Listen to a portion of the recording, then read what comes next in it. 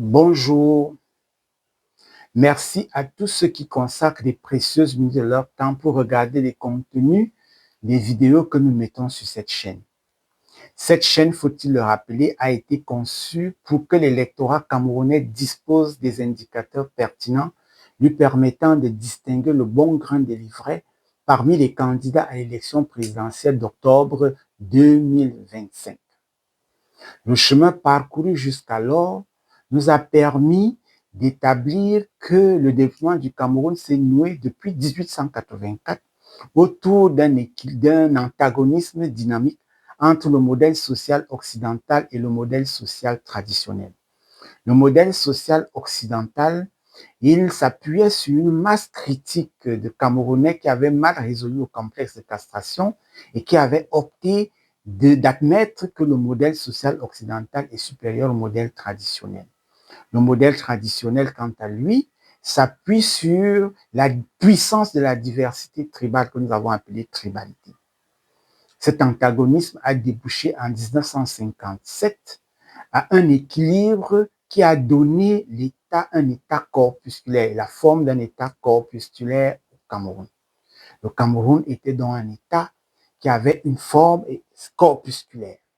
Malheureusement, cet État était dirigé, coordonné par la masse des acteurs politiques issus de la masse des Camerounais qui avaient mal résolu le complexe de castration.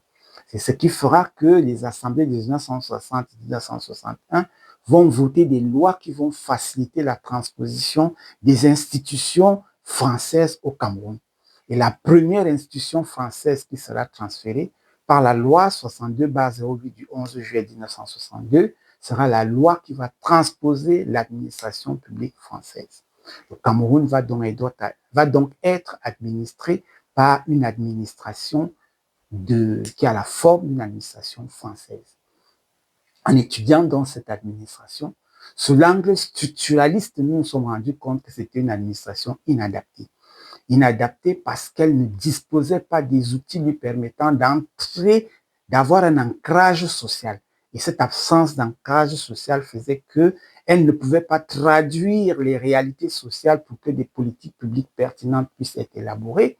De la même façon, elle ne pouvait pas traduire les politiques publiques en réalité sociale.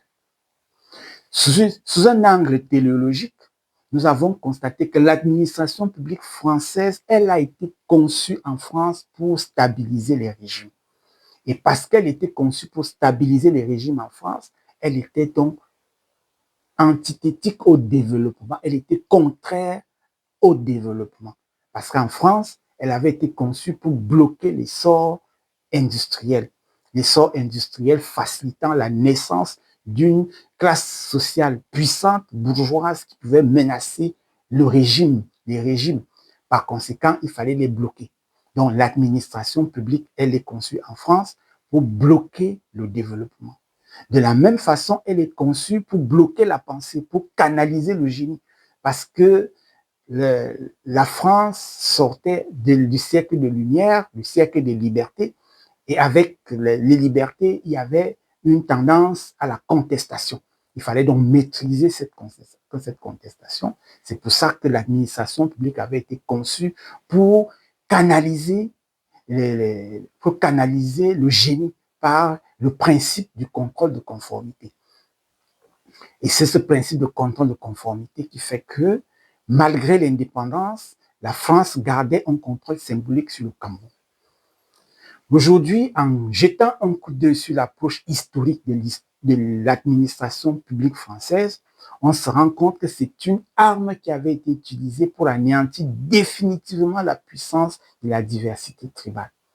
Parce que la France avait conçu, avait utilisé l'administration publique pour faire partir l'exécution du pouvoir du champ politique vers le champ technique. En effet, l'institution administration publique est une conception d'un certain Jacques-Régis Cabaceres. Pour ceux qui en ont entendu parler, il s'agit d'un grand maître de la franc-maçonnerie. Il était maître de la loge de la grande maîtrise. C'est lui qui, pendant le règne de Napoléon, va réussir à faire de l'administration publique une institution. Pour y arriver, il va commencer par faire de la franc-maçonnerie une institution impériale. C'est ainsi qu'il arrive à maîtriser toutes les diversités de pensée. Et en évoluant, il va donc finir par faire de l'institution d'exercice du pouvoir une institution de structure maçonnique. Il n'échappe à personne que c'est lui qui est le rédacteur de la première mouture du code civil, qui sera plus tard appelé le code napoléonien. C'est pour dire que le code napoléonien et l'administration en tant qu'institution est une fabrication maçonnique. Le Cameroun, en important donc l'administration publique française, a complètement importé la structure maçonnique dans son organisation sociale technique, dans l'exercice du pouvoir. C'est dire que l'exercice du pouvoir au Cameroun est donc devenu, avec le vote de ces lois, la loi qui transposait l'administration publique, une administration de structure maçonnique.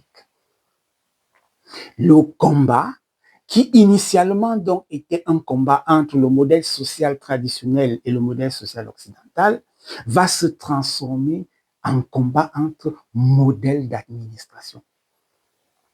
Ce combat se traduit dans les faits par le fait qu'il existe dans l'administration publique camerounaise deux lois, deux statuts généraux, bon, disons, deux moutures de statuts qui se côtoient. L'administration publique camerounaise est gérée à la fois par le statut général de la fonction publique de 114 et par le statut général de la fonction publique de 94. Quand on regarde de près, le statut général de 74 est exactement le statut de structure maçonnique institué en 62 et le statut de 1994 est un statut de mission, un statut humanitaire, un statut clérical. Donc, il se côtoie donc au Cameroun les deux statuts. Pour être clair, il faut comprendre.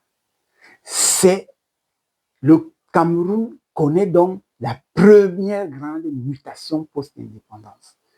L'exercice du pouvoir, la manière d'exercer le pouvoir passe du champ politique pour le champ technique. Et c'est pour cela que j'ai toujours dit que pour analyser la situation du Cameroun, si on reste dans le champ politique, on ne pourra jamais comprendre le Cameroun. Il faut le comprendre sur le champ technique.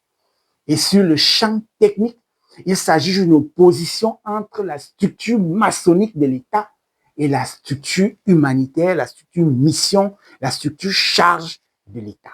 Et les deux reflets de ces deux modèles sont le statut général de la fonction publique de 114 et le statut général de la fonction publique de 1994, les deux qui se côtoient dans la même administration. Ce que nous allons essayer de faire la prochaine fois, c'est de comparer donc les deux statuts pour montrer comment est-ce qu'il y a une différence entre la structure maçonnique du statut de 114 et la structure humanitaire à charge du statut de 94. Parce que si la lecture n'est pas faite ainsi, si les candidats à l'élection présidentielle ne choisissent pas entre le modèle 114, d'abord qu'ils comprennent la différence entre les deux modèles, et qu'ils sachent choisir entre le modèle 114 et le modèle de 94, ils n'auront en rien résolu le problème. C'est pour ça qu'il est difficile de savoir qui est opposant au Cameroun et qui ne l'est pas. Parce que le président Paul Biya, qui signe le statut de 94, s'oppose au statut de 114, qui est malheureusement défendu par la plupart des opposants dans leur programme politique jusqu'alors.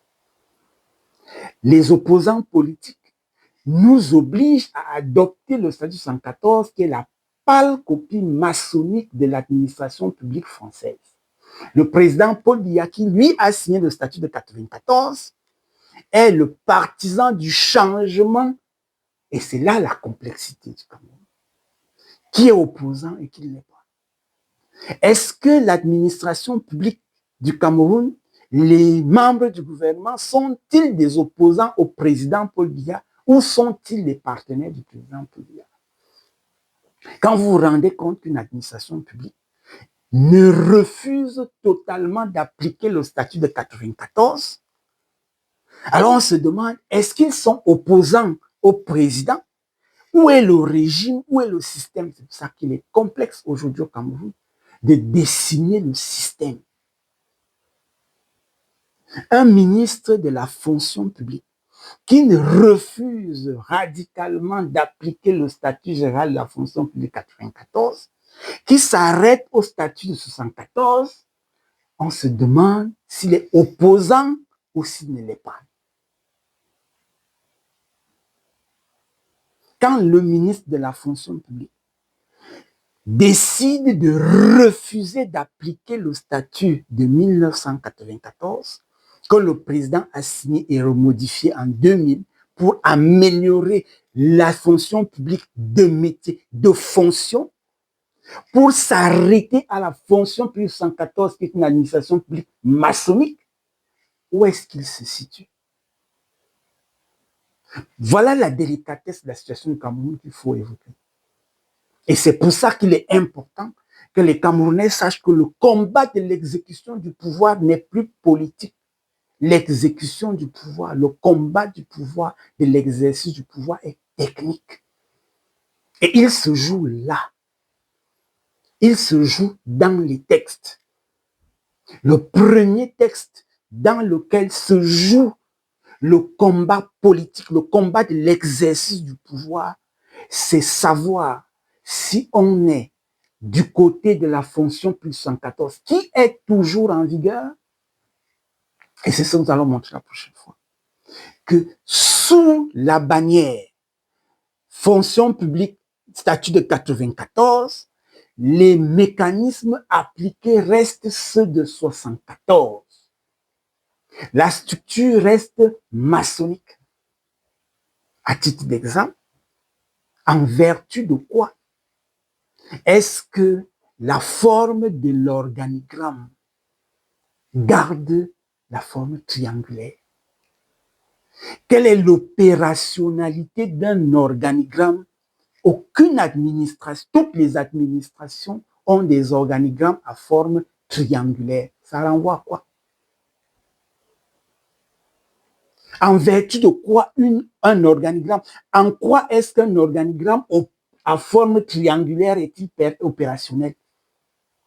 Comment est-ce que tous les techniciens de la base vont orienter leur validation vers un individu qui incarne l'omniscience et l'omnipotence de toute une administration? À partir du secrétaire général, quelles sont les qualités qu'un secrétaire général peut avoir pour apprécier les travaux de tous les services techniques et en prendre la décision? C'est pour garder la forme triangulaire. Et quand on dit triangulaire, on renvoie ainsi, que tout le monde peut reconnaître. Est-ce que le statut de 94 garde l'organigramme en transformant l'administration publique en poste de travail? Est-ce que l'administration publique à poste de travail est une administration publique aux administrations à forme triangulaire? C'est pourquoi, quand nous allons entrer dans les détails de la prochaine, nous allons prendre point par point l'administration publique 74 qui reste en vigueur dans l'administration publique aujourd'hui pour l'opposer à l'administration publique 94 qui est celle souhaitée par le président de la République. Et c'est pour ça que j'ai toujours dit qu'il faut être prudent dans le jugement des activités du président de la République. Je vous remercie.